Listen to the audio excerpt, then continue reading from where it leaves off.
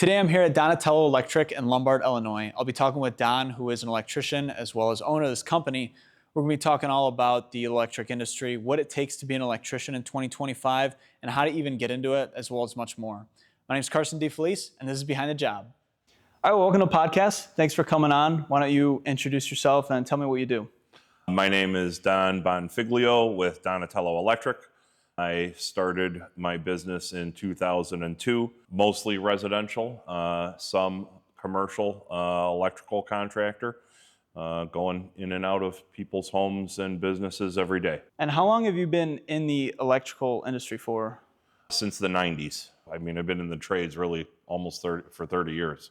Wow. Yeah. So go through how you got into this. Was this right out of high school that you knew you wanted to do something in the trades?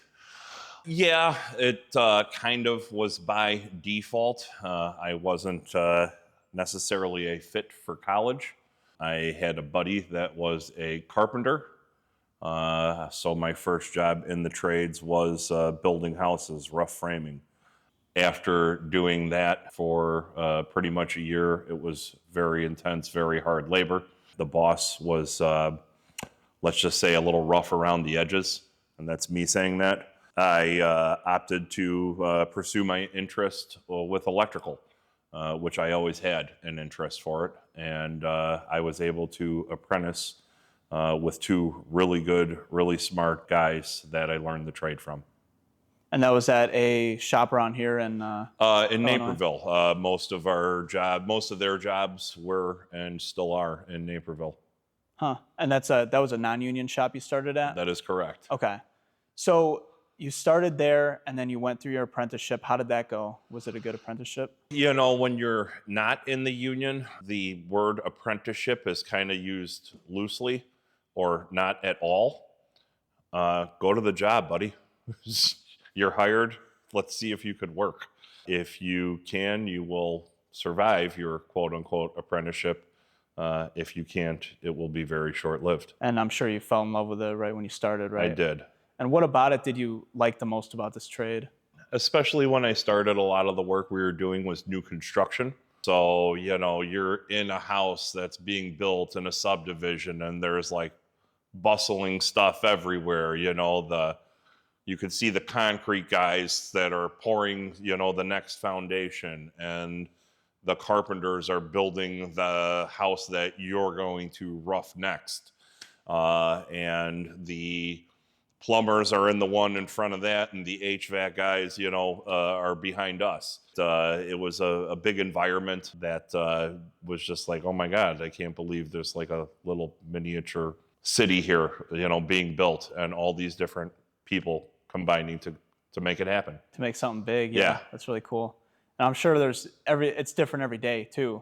Correct. Did you guys specialize in new construction on the residential side, or was it commercial as well? When I started, it was all residential. Okay. Was the only work that I really did. Very rarely did we go into a commercial building. And then it was early 2002 when you decided to start your own company. Correct. What went into that decision? Why did you go that route? To be perfectly honest, I got sick of working for other people and not being appreciated, not necessarily liking my particular work environment at the time.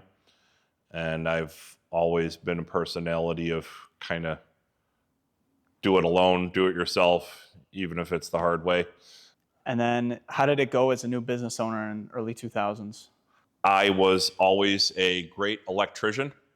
I didn't know a damn thing about how to run a business. So that was a heck of a learning curve and a very lengthy learning curve until I developed Donatello Electric into more of a profitable business with consistent employees rather than, hey, I know this one guy, he could help me with this project, and then he's on his way. Yeah, that's the beauty of the trades. You can start, on the shop floor, and then you can eventually work your way up to an owner. How is business going for you right now in 2025? Very well. It's a little bit slower right now, just due to the economy and many different reasons. And it's slow for a lot of people. There are some shops that are thriving for sure. just as well as 2 years ago. But it's been kind of a steady decline, if you will, over the last few years. It has its ups and downs. We're keeping all of our guys busy daily. That is the most important part. How big is your team? So I have 4 electricians that I send into the world every day. There's myself and my office manager. We have some occasional help that we pull on for in the field as well as in the office when needed. Do you guys special in service, new construction? What's your... Great question, Carson. When I started, it was all new construction. The modern version of my business really specializes in service work, going to, Joe and Joan Smith homeowner's house and, either removing and replacing light fixtures, adding light fixtures, troubleshooting. I have an outlet that doesn't work. We plugged something in and smoke started coming out. All sorts of stuff like that. Mostly service work. We do do some new construction, but it's for the most part probably less than 10% of our business. Is New construction. Okay, that makes sense. And your guys, you have 4 guys that go. Do you go out in the field once in a while too? Yeah, I like to. I don't get enough of a chance to, and ideally by hiring the right people, which I have, I don't have to. When I do, it's a conscious decision to do so, to make an appearance, see the builder, see the homeowner, stop by and give the guys an attaboy once in a while, that type of thing. But I don't really have the opportunity to wear my tool belt much these days. Being an owner, yeah, I'm sure you're stuck in the office a lot. Quite often. Payroll and insurance, and I can't Correct. imagine. What do electricians love most about their job? What does your team love to do the most? Why do you think they chose being an electrician? I asked my apprentice that question not that long ago, and he had a great answer that he stated that he wanted to learn something that nobody could take away from him. He did a lot of delivery stuff and gig work since the pandemic, Uber Eats, Amazon, that type of thing, but knows his, expendability level in a position like that, and decided that he wanted more for himself and for his new family, and went to put himself through school in a trade school. And we're the first electrical shop that he's worked for, and he's a really sharp young man and been a great asset to the team thus far. That's awesome. Yeah. Go through how somebody gets into this trade. The best way truly is just to start calling shops. Look out for who you're going to, call. Don't just call Joe Schmo. There's plenty of guys that are a chuck in a truck, as they say, where it's, hey, my uncle's an electrician and he needs help. Yeah. That is certainly a good way, a way to get in, but more beneficial to, do your research, look for someone that's highly rated, look for someone that has an online visibility, 5-star rated on Google, 5-star rated on Yelp, someone that, provides health insurance and pay time off for their employees. And just cold calling. That's how I got my apprentice. He reached out to us out of nowhere. Just called you up. Yeah, and I spoke with him, that day, but we weren't hiring at that point. And what was that? November of last year, and he is going on a month here now in May. And it's going well for him. Going very well for him and for us. He's a good asset to the team. Right out of high school, you think that a kid should just start, even in high school, what do you think a kid should do from, let's say they just turned 16, right? They're able to work anywhere. Do you think they should start calling electrician shops? Sure. There is absolutely no harm in that. Under the age of 18, there's only so much that people can bring you out and do. You need a work release or something from the parents, before you're an adult. And obviously anything in the trades could be dangerous. But it's never too early to start and try and put your foot in the water. My first job in construction before finishing high school was actually at my high school. They made an announcement summer of freshman year going into sophomore year that they were renovating the boys and girls locker rooms over the summer break. And they were looking for volunteers, people would be paid, but looking for students that would be interested in helping with the construction process. It's a great opportunity. I was the only one in my whole life. The heck? Yeah. Wow. Yeah. And look at where you are now. You're owner. I guess. So take that opportunity. I guess that's Fair pays enough. dividends. Yeah, I'm not sure about that. I'm the only one of the students that I remember being there and working with these guys. I don't know if they worked with different students on different days, but I never worked with any other students. So kid's 18, he calls a shop and they take him in to be an apprentice or a helper. What do they want him or her to get after that? Do they want them to get to a trade school obviously you need training to become a journeyman electrician? Yeah, great question. So nothing surpasses OJT, on the job training, sir. Of course, any educational background, course lessons, learning, different formulas and different protocols, stuff like that in a classroom setting is certainly beneficial. But for myself and for a greater majority of the people that are out there my age or older doing this now, unless they went the route of the union, that was the same way that they started as an apprentice, carrying lumber, bending big pipe, digging trenches, and that sort of thing. So just on-the-job experience is really the best way to learn. For them to scale in their journey, what type of certifications do they need? They must have. So that's another stigma, if you will, of union versus non-union. Up to 7 years, you're an apprentice. 7 years to 10 years, you're a journeyman. 10 years to whatever it is, you're a supervising electrician. Everybody learns at a different pace. Doesn't matter if you're in construction or if you're going to be a doctor or a lawyer. Everybody learns at a different pace and takes information in at their own pace. So somebody that, you could have two different people on the same job. One of them's going to thrive and one of them's going to dive. That's really, the timeline is all up to the individual person as to their milestones and levels that they get. With your apprentice, what type of schooling do you like to see? Do you like to see a college, an associate's degree? Do you like to see the trade school? Trade school, for sure. Can't take anything away from anybody that goes to college and has a degree of any sort.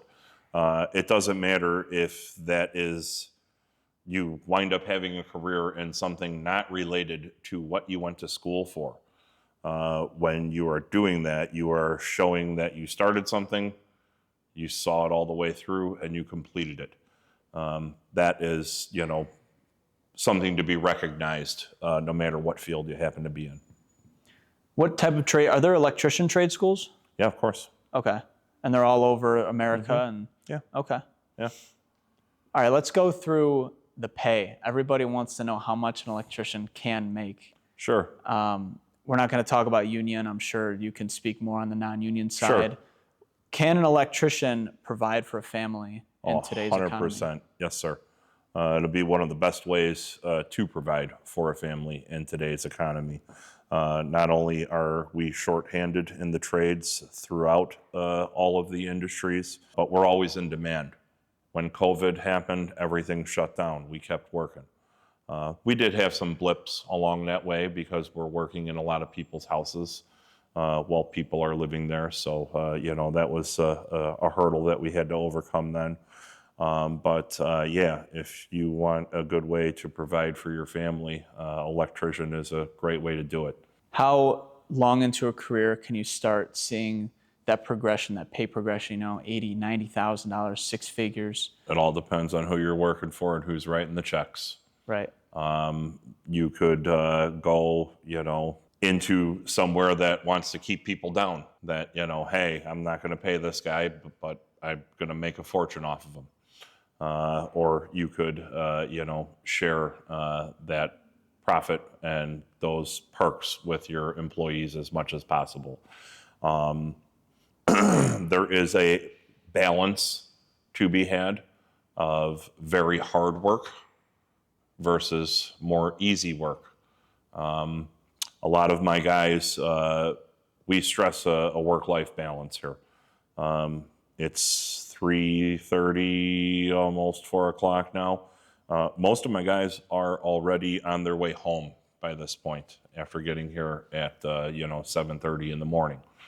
Today, they all happen to still be out. They were on a larger job that they're not even going to finish today. Sometimes money isn't the ultimate goal. Sometimes being comfortable, having a good career, a solid, steady paycheck is as well as not being worked to death is highly important to a lot of people. Is there a lot of overtime being an electrician? There can be. The overtime becomes very costly on myself or any employer. Because you pay time and a half. Time or and a double half, half, correct. double That's time? mandatory Illinois state law. Anything past 40 hours is time and a half. In other states, California, anything past 8 hours is time and a half. So you could work, an 8-hour day one day and a 10-hour day the next, and that is your whole work week, but you still get 2 hours of overtime. Sounds like what you're kind of alluding to is you don't just have to be hardworking in this trade, but you also have to be direct. You have to know what you want, because if your employer's pushing you down and not giving you that opportunity to grow the pay scale or grow in the company, then you can't be successful. You need to have that attitude, that willingness to thrive in that environment too, right? That's anywhere in life, whichever career you happen to pursue, whether it's in the trades or elsewhere. It needs to be a good fit for everybody. It needs to be a good fit for the employee, and it needs to be a good fit for the employer. We're a small shop here. I have a personal relationship with all of my guys. We're friends, in a lot of regards. We'll go out and do different outings together outside of work, taking the whole crew to a Cubs game in September. We try and have company pizza night, once in a while. We go out and get some pizza and have beers and don't talk business, just talk about life and family. Because we're with each other every day and try and develop good personal relationships with each other, and that just helps the process and communication and us working with each other and being happy every day. What's a day in the life of one of your employees on the job site? What's a normal day look like for them? There is not necessarily any such thing as normal Okay. in our particular line of work. And I think my guys like that. As a matter of fact, I know they do. Otherwise, they'd probably be doing something else. Mm-hmm. One day we're out, doing light fixtures, super easy work, new house, nice house, whatever. The next day we might be out doing a remodel or finishing a basement. That day it's a little sweaty, it's a little hot, we're drilling, we're covered in sawdust. But when we do, a certain amount of tasks one day and a certain amount of tasks the next day, I certainly think it helps from getting burnt out. And I know in general that my employees definitely drawn to that and gel with that and appreciate that. And I try to do my best to make sure that I'm not. If somebody doesn't like something, they're not going to do something very well. True. Or they're not going to put their heart in it. or if they know it's a big struggle for them. So I try to encourage, people to speak up. Hey, let me know if this is an issue, and send the right person for the right job. Some things are a little bit more technical. Some things are a little bit more brute. And you have to know your employees in order to send the right guy to the right job. How dangerous can this career be? It could kill you. It takes less electricity to run a light bulb than it can to kill a human being. Really? Yes, sir. Okay. So I'll keep that in mind next time I'm, working on something in there. Always turn the power off is the first step. And then the next step is, after you find your phone in the dark, call an electrician. There's two different types of electrical shocks. I was explaining this to a homeowner yesterday who actually got shocked and his muscles convulsed, and it's an older gentleman, and he tore muscles out of his socket. So many different types of electrical shock. But one most common that a lot of people have experienced, most people are smart enough not to put their finger in a light socket, but if you ever did, that's the one that throws you back when you're trying to plug a lamp in or a phone charger behind a couch and you can't see what you're doing and you're trying to kind of feel around for it. When you touch hot to ground or hot to neutral, that's the shock that throws you back. Shit. That's the one that throws you back, and most people live through that. Our bodies are made of water, and electricity takes the path of least resistance. So electricity can freely flow through us. If a human being becomes the path of least resistance and completes a circuit, especially on a neutral wire for a whole series of warehouse lights or a whole electrical service for a house or a building, that is the one that locks you. That's the one that you can't let go of. And those are the ones that are often most lethal. Mm-hmm. What type of person do you have to be successful in this trade? You can't be dumb working with this kind of electricity, right? I don't think there's certain careers that you could do and not necessarily have the highest intelligence level and still thrive. But that's any career, any trade. True. To thrive as a construction worker, as an electrician, you got to be willing to put in the hours. You got to be willing to work hard. You got to be willing. You can't be thin-skinned. There's a lot of joking around and ball busting, if you will, between co-workers and whatnot. And trying to keep, yeah, of course. Yeah. We're working in people's houses. A majority of the work we do, we're working in people's houses while they're living there. So we're not out dropping F-bombs or this or that, in the new construction fields, you could certainly get away with a lot more of that than what my guys do on a day-to-day. Yeah, not many HR, people coming around the job site. Or Yeah, that too. Safety officers, yeah. Well, you know what? There's nothing to be taken away from being safe. Everybody wins when safety begins. So don't ever do anything that you think might be dangerous. If you're unsure of if it is safe or dangerous, you should certainly ask somebody and be guided properly in the right direction. If my guys ever encounter anything out in the field that I don't know about in advance, they know to call me. Hey, Don, we're supposed to set up a ladder here. There's no great way to set up a ladder. I'm on a hill with mud. Okay, you're not doing that today. Let me go over there. We'll revisit it. And what do you think is the most dangerous job, potentially dangerous job you've been on? Is there one that you can say? The one that's loosely managed, the one that's, fly by the seat of your pants, the shitty builder, that doesn't. We had one guy that worked for we're building an addition for this customer. This customer did not want anybody going through her finished house.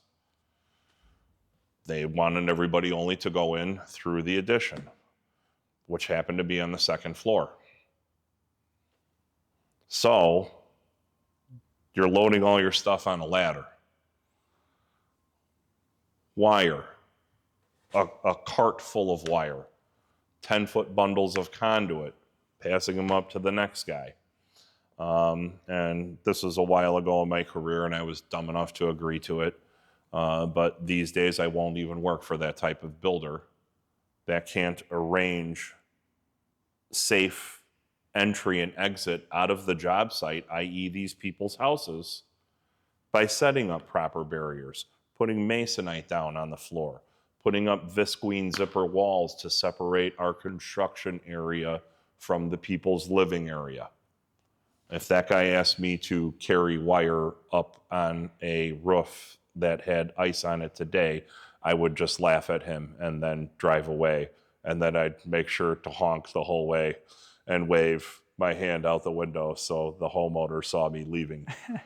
How high can this can the amperage go or the voltage go that you work on? So typically everything that we do is under 600 volts. Most of the electrical systems that we work with are residential, of course, as I already said, and those systems are all 120 and 240 volts. It's 120 on one leg, 120 on another. You combine the two to get 240 volts. When you get into commercial systems, you could have 208 volt, 120 and 208, but you also get 277 volts and 480 volts. The same thing as 120, 240 in residential, 277 and 480 in commercial. And that is typically the highest voltage that I have personally worked with. And I don't know, I'm not an electrician, what's like the lethal dosage that you need? Well, I already went over that with you. There's enough electricity in a light bulb to kill a person. Is it really? Okay. Yeah. Wow. So you weren't exaggerating. That's crazy. No, sir. There's it's all on if you do come in contact with electricity, how it travels through your body, or if you are grounded or not grounded, that could be lethal or harmful. So it all depends on the path. That's Yep. interesting. Okay, I didn't know that. There's a lot of misconceptions with electricians nowadays because I hear that you can only make it as an electrician in a union, but there's plenty of non-union shops out there.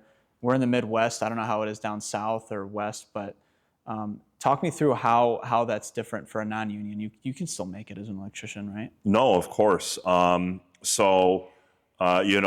union is a great path for a lot of people. It can be very lucrative. And there's systems in place that could help bring people up. Unfortunately, there's a lot of politics, there's a lot of favory, and stuff that could also keep people down. One very common misconception is that you can't become an electrician without an apprenticeship, without union sponsorship. You, sir, could go tomorrow to the same place I got my electrical license and take the test. And if you pass it, you will have a master's electrical license. That doesn't necessarily mean that you know how to do anything that I do or that my guys do. That just means that you pass the test. So my grandparents, when I first became an electrician, they actually told me that I would never have my electrical license unless I joined the union. And I tried to explain that to them, and they said, "I don't know. I think you better look into it more." Sure, Nanny. Sure, Pappy. I'll look into it.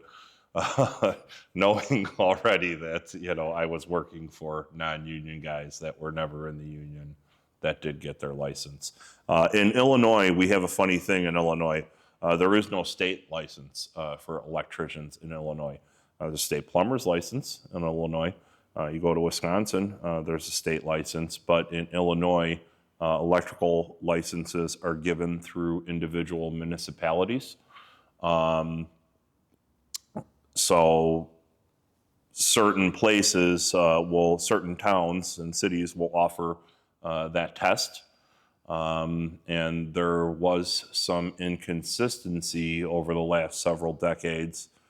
Some of the local municipalities offering different levels of that test.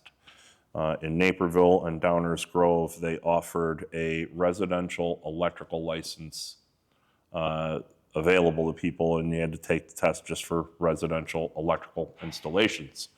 Those licenses that some of my friends and even the people I apprenticed with were rescinded due to liability reasons of people going out and practicing that maybe didn't have the skills. Like I said, if you took that test and passed it tomorrow, you have your license, but that doesn't mean you actually know what the hell you're doing.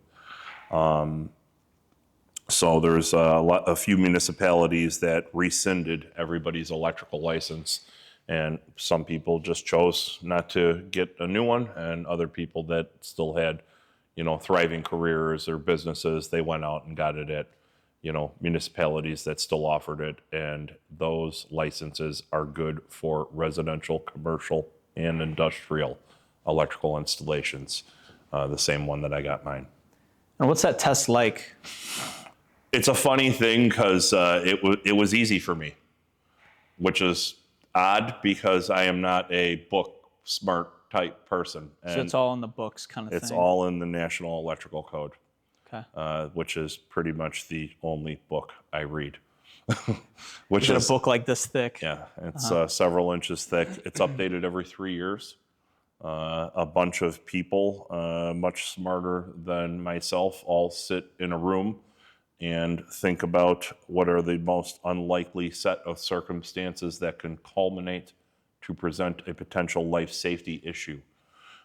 We've been doing car chargers for quite some time. We set up the same outlet in your garage that you would have for your oven. 2020 National Electrical Code dictates that all outlets for EV chargers must be GFI protected. That's a ground fault circuit interrupter, the outlet that has a little push button test and reset on it. You're required to have that anywhere where there is a potential for electricity coming in contact with water. 2020, that became a code. How long have we been doing car chargers before that? Think about what the potential dangers of that could be if someone had a plug-in car charger on a 240 volt outlet. Hey honey, did you plug in the car? Oh no, sweetheart, let me just go out to the garage in my bare feet while the snow is melting and plug in this 240 volt extension cord into my car. So the National Electrical Code changes every 3 years and it evolves with the time, such as EV chargers. So every electrician needs this to pass this test to become can you, once I pass this test, can I do work on residential homes if I get hired? Yeah, absolutely. Really? So I don't need any other credentials. I just need this certificate. Legally, Right. correct. Do you agree with that? Yes and no. No, because once again, like I said, we have a different thing in this state where you could just take the test through any municipality. If you do it anywhere else, they're gonna want to do a credential check on you to see how many years you have in the field. So should somebody that's really good at taking tests, go and take this test and pass it and start working in people's houses and thinking you're going to rewire something? Absolutely not. Just YouTube though. Yeah, exactly. As we finish this interview, I could show you the wall of flame that we have in our warehouse of souvenirs my electricians have taken out of people's houses and brought back to us of outlets that have melted and set fire from loose connections, bad connections, overcurrent, having a 30 amp circuit breaker on wire that is only rated for 15 amps. Homeowners, putting up ceiling fans, but hey, I tied into this box and I loosened the connection for my second floor. So I don't agree with it in the fact that it's possible, but most people wouldn't go down that road, or you at least would hope that they wouldn't. So you were kind of alluding to this with the Teslas and the electric cars, but you started this business in 2002, and I don't want to make you feel old. I wasn't even born yet. How has this trade changed through time? Everything's getting more electric now. How have you guys adapted to that? Well, as I said earlier, the National Electrical Code changes every 3 years, and a lot of things have changed with the NEC. So if you're not doing continual education, if you're not staying current on the current electrical codes, you're not going to pass inspections, and you're not going to be up to date, and you're not going to be informed. Really, truthfully, the base skills of what I learned in the 90s versus what my guys are doing today in our particular field, in our particular little corner of the world, and the stuff that we do when we stay in our lane, because we're really good at what we do and we just keep doing that. But the core principles of that trade has not changed very much from when I started. Of course, there was no such thing, or they weren't commonplace LED lights. That was an evolving thing. You need special dimmers. You got a lot of flickering, different things that could happen. The EV chargers, arc fault protection and ground fault protection. Those codes have all evolved since I started in the 90s. But for the most part, it's the same stuff, just added on to.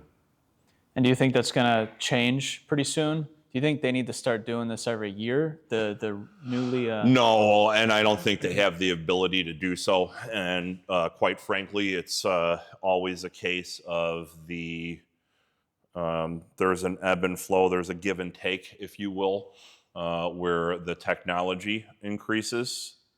And then the codes have to catch up.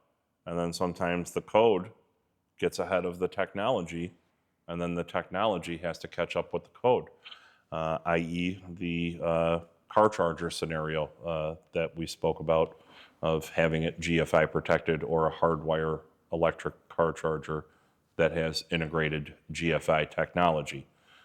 Doing car chargers for pretty much a decade before someone's like, hey, that should probably be GFI protected for safety. And this new technology, I mean, with AI, with robots, do you see that coming into your trade? Oh, no, it's never going to be an issue. I mean, we live in we're blessed. You're blessed, sir, to live in the digital world that we live in, that such information is readily available at our fingertips. My electricians have the benefit now of carrying computers in their pocket. So when we need to do a wire fill calculation, there is an app for that. Hey, I'm going to use, I want to get X amount of circuits, in this size conduit. There's already this many wires, because it gets a little more complicated than X amount of certain size wires and X amount of the other size wires.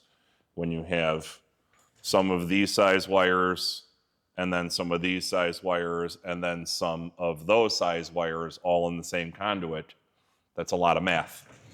So we have computers in our pockets now, and there's apps for all of that to figure it out at a moment's notice. So that's one thing that's a benefit for sure. So you see technology as just being a resource. It's helping you guys out. Yeah, it's definitely a resource, and it can be advantageous for us. but I don't necessarily see it, you know, no form of a computer or robot is ever going to take my job. So going back to the correct path to take for a young electrician, what do you think? Let's say you have a kid who's really motivated, really wants to make a lot of money, really wants to do really good work in the electric trade. What's the best route to take? Do you think right out of high school, like you said, just call a shop, get going there, and then will that shop send you to training to a trade school possibly, and then work from there? Yeah, that is a very good path to take. Look out to reach out to other people as well. Always trust your, well, most of the time anyway, friends and family members. Not your grandparents, though. Even my grandparents, God bless them, they were just wrong about that one thing. That's I can good. assure you they were right about a lot more things than they were wrong about. Yeah, hey, you might have a friend whose dad's a carpenter. You might have another friend whose dad's a plumber. One of my son's friends, he had a few people over, and this young man came up and asked me about electrical work. I thought that was really cool. That's a young man that's got an interest, has a spark for whatever reason, and is curious and wants to learn. So with solar increasing more and more now, have you guys worked more on solar, done work with solar? We don't necessarily work on solar systems themselves, but we have gotten an increase in work to upgrade people's electrical panels in their home in order for solar systems to be integrated into those panels. Someone has a fuse box. Solar guys ain't going to touch it. They want a new electric panel to tie into. The technology has definitely increased substantially over the years for the cells that capture that energy, and it's gotten a lot more efficient. And also, more importantly, the storage capabilities, the battery technology, has increased substantially over the years. These are all things outside of my wheelhouse. But one thing that everybody knows for sure, 20 years ago, you might see, one house in a neighborhood that has solar panels. Now you're driving through neighborhoods and you kind of notice like, oh my God, there's like every fifth or eighth house has solar panels or even more. And that goes, different per, different neighborhoods. It's not necessarily anything we deal with, but it has been something that's been a benefit to our business. Like I said, when a solar company wants to do an installation on someone's house, they won't tap into an old fuse box. That makes sense. Gives you guys a little bit more work. That's Yes, sir. good. What about Teslas? Yeah, the EVs, I understand, why people would be attracted to them. I can tell you this, that I already touched on our grid and our electrical infrastructure being a little bit out of date. And something that is going to be a problem for sure, and that will present a problem in maybe 5 years, 10 years, is power surges. So especially in a higher income area like Hinsdale, Burr Ridge, Naperville. not necessarily Naperville because they got a pretty superior grid, but in these areas where a greater majority of the residents can afford EVs, and especially when everybody's going to their, electric ranges and this and that. When all of Hinsdale comes home from work at 4 or 5 p.m. 10 years from now, and everybody's the heat of the summer, and everybody's AC is running full blast, and everybody plugs in their EVs, we're going to have a lot of brownouts. We're going to have mass brownouts. We're going to have mass power surges. Power surges happen when your utility provider transfers power from one grid to another. when those surges happen, that's what fries out electronics, TVs, computers, and it'll also fry out any 240 volt appliances, electric water heaters, electric ovens, that type of thing. Once again, that's the technology not necessarily being ahead, or the technology probably being ahead of where we are with the grid, not necessarily the codes. Is there anything else you'd like to say about your trade, about your business? We could use the help. We could use a good young influx of people that actually want to work. The main reason I hired my apprentice above all the other apprentices that reach out to me is he stated on his, we have a little contact form on our website in the careers tab. And he commented that he is ready to drive ground rods, dig trenches, and learn. What more could you want? It's like, welcome aboard, son. Like, come on, man. Yeah. I mean, that's what we need. And that's what everybody needs. Frankly, that's what the world needs a little bit more of. America, especially. Yeah. People after COVID got a little complacent. A lot of people were getting free checks, and what a lot of people suffered. Don't want to take anything away from that. But there was a definite shift in the American work ethic at that point. And we still haven't fully recovered from it. And there's great opportunity for those people that really want to work. Yeah, 100%. And now, due to that shift, those people that do want to work stand out, head and shoulders above the rest. They're noticeable. It's like, that guy, I want that guy, I want that young lady, whatever the person is. That's the person I want. Yeah. They're ready. Very little They're competition. eager. They want to learn. They'll be an asset. Yeah, it's different than back in the day when you had so much competition, so many more applicants to go through. Now you're only looking at, especially small business like this, a couple, right? Yeah, the herd has definitely thinned. We get approached all the time by apprentices, journeymen, career guys that have had their own business and don't want to do it anymore, looking for something a little bit more steady. So we get approached. There's people out there, but as far as the younger generation goes, it's unfortunately, I heard electricians make $30 an hour, and I was working at Burger King last week. So when can I start with you, and when do I make $30 an hour? You're going about it kind of the wrong way. Right. But people don't know, so you got to tell them.